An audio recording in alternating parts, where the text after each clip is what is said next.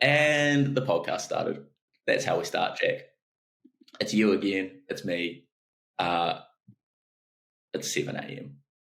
Do we need intros to podcasts? That's the question I want to ask. I think you just need something as simple as like, "Hey everyone, it's the podcast." I mean, it hasn't got to be like, "I'm Rhys so and so." You just need to be like, "Hello, the podcast has started." Bang, then you're in. Right, I'm going straight into it today. We're short for time. We're booming through it. Number one, there's this little chatbot called Pi. I quite like it. It's fun. It's got to 1 million users, which is enough. I want to see if I can bring it up. And it's kind of got like a really cool onboarding, like compared to the rest of them, where it's I half love it and half hate it. It's like, Right. hi, start talking to me. It's trying to be a person a bit more. I thought you were going to say someone's like calculated pi to 1 million digits, but this makes more sense. So what actually makes pi different from ChatGPT? See, and this is the thing. It's just different. It's just alternative from what I can understand. I mean, they will release a bunch of things that say it's like, does this and that better. And it probably has some very specific things that it does better. But mainly there are all these sort of smaller players popping up that are just different, that are just alternatives to the big state of OpenAI. I want to ask this chatbot, what's like a provocative question? Because I just want to see what... Yeah, I'll ask it like, who should I vote for the next election? Ask it that. Who should I vote for? I bet it will just tell me no. How could you possibly, like, if someone could work out the code for personality, and it's like, you can distill happiness and brew sadness, and do you know what I mean? Like, if you've got the binary code for a personality, you're almost like God. Do you know what I mean? I read a real interesting essay a while ago that was basically talking about charisma. And I didn't realize they don't really know what it is. They don't know how people have it, what parameters. Like, no one really knows what charisma is, which is wild. Yeah, this essay is fascinating, and I won't go through all of it recently. It goes into a lot of, like, how bad things have happened because charismatic people have been like, follow my idea, and people are just sucked into like vortex of personality. But yeah, if you could distill that into a chatbot, that'd be wild. Charismatic chatbots are just like, what do the kids say? They're just risen people left and right. That chatbot's got a lot of Rhys. Oh, the Rhys, yeah. That's mad. Yeah, the chatbot with Rhys, them are all doomed. That's like some HAL 3000 stuff. Oh man. Cool. Anyway, that's the launch of Pi. Interesting. There's been quite a few releases this week. The other release that came out last week was Claude 3, which is kind of the biggest competitor to, well, I don't know, there's the Google ones, but this is someone who left OpenAI and went and started an alternative, which has been pretty good. I've been playing around with this week, and I'm getting similar, if not better, results in a lot of cases. But they sent out this comparison chart, which I quite enjoyed, which just starts using parameters like undergraduate level knowledge, which is just an interesting way to start like benchmarking your product. Like, it's this smart. Graduate level reasoning, grade school math. I'm not going to lie, graduate level reasoning is nothing to boast about. I know a lot of graduates who are...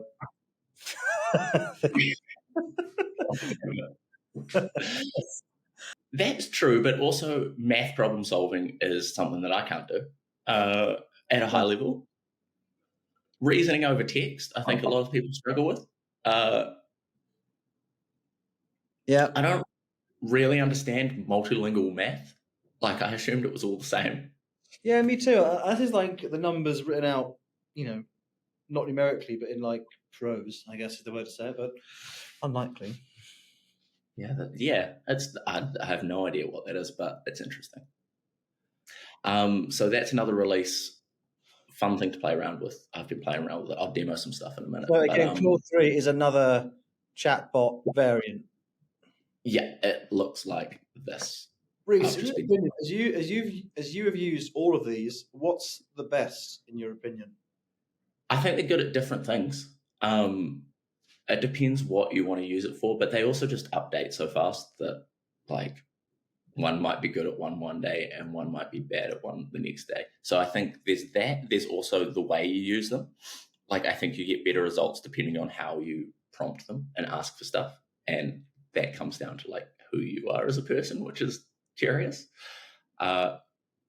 So again, there's like a weird personality fit with algorithms. Right. Yeah, I don't actually have it. I like Claude. The interface is slightly nicer than the like dark chat GPT one for me. I like this, but that's probably just a personal preference. I haven't played around with Pi a lot. Google one's good for like code, I've heard, but Yeah. in general, like I don't think there's much of a difference. Okay. And well, for my general uses of like generating stuff, I don't think there's that much of a difference. I find it more useful to use all of them to sort of aggregate the information. If I'm like using it to come up with ideas, I'll just ask all of them and be like, which one's giving me the most interesting results? Yeah, that's actually a good idea, to be honest. Yeah, it's just annoying. Like, you're just jumping between interfaces. I wish I could just aggregate. You can, like, you could use the APIs and just aggregate them in one spreadsheet or interface, but there's more popping up every day. So yeah, but I know you said that open AI powers like everything. Like, what are the odds that you're using two different open AI powered chatbots to compete against each other without knowing it? I mean, some people probably are. Like, I'd say the Microsoft stuff, if you're using like ChatGPT and Microsoft Copilot, you're probably doing a lot of overlap. But I also don't know if Microsoft probably has its own parameters. So it's using similar models, but like tweaking the outputs. Yeah, I'd say some people are doing that, but that's one of the things going forward that people will probably start looking at is like, which model is powering this AI thing? What's sitting behind it? Because as I go into like we were playing around with 11 Lab the other day to generate sort of audio. And I'm always curious what the models are behind it. Like, is this just a OpenAI API that's just got a business skin in front of it? And if you look at a lot of the copy generation ones, they're kind of just using standard like big models and then just saying, this is my business over the top, which honestly you can just go onto ChatGPT and do it then. Well, before we move on, I don't want to derail us, but this is something which I'm hearing from, I'll say clients, but I won't say who they are. But a lot of clients are now getting warned about ChatGPT, and they're getting told like you can use ChatGPT, but you cannot put any information related to the business in it. Which secretly, I know most people probably have done that, and now it's like, but that was something which wasn't really deemed a problem, I don't know, a month ago, 2 months ago, but now it's like you can use ChatGPT, you've got to be careful about what you put in it. And some people are like losing their job, not my clubs, people like you see online, some people losing their jobs and that kind of stuff for privacy concerns. So it's one of those unforeseen pitfalls of ChatGPT. Like you've got to be really careful what you feed into it. Yeah, my guess is what will eventually play out here is there will be internal algorithms or language models that people use, and there'll be external ones. So businesses do want that sort of capability where they can feed all the context in of like, here are all my quarterly figures, let me ask questions.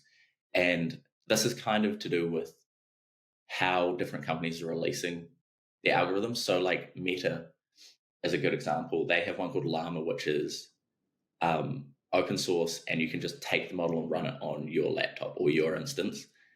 So it's not a web-based thing. You have your own model and you feed it the data you want, and that's in a closed, that's like your private ecosystem that no one else has access to. So I think there'll be models like that which are specifically trained on like X company's specific information, and everyone can go in and say what were our quarterly figures, and they'll all be there and surfacing it.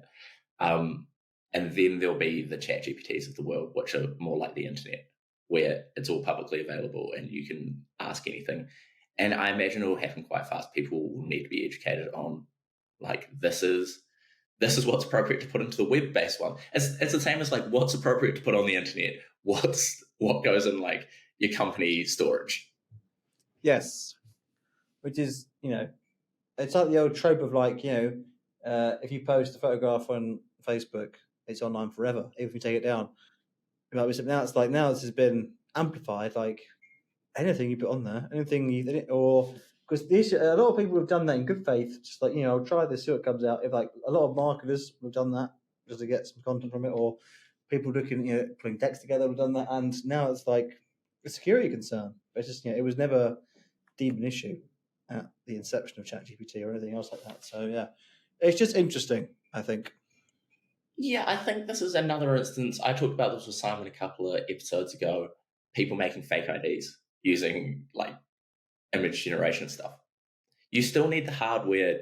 Like the tools have slightly changed. It's easier to create the images, but you still need like the hardware to create the actual physical license, right?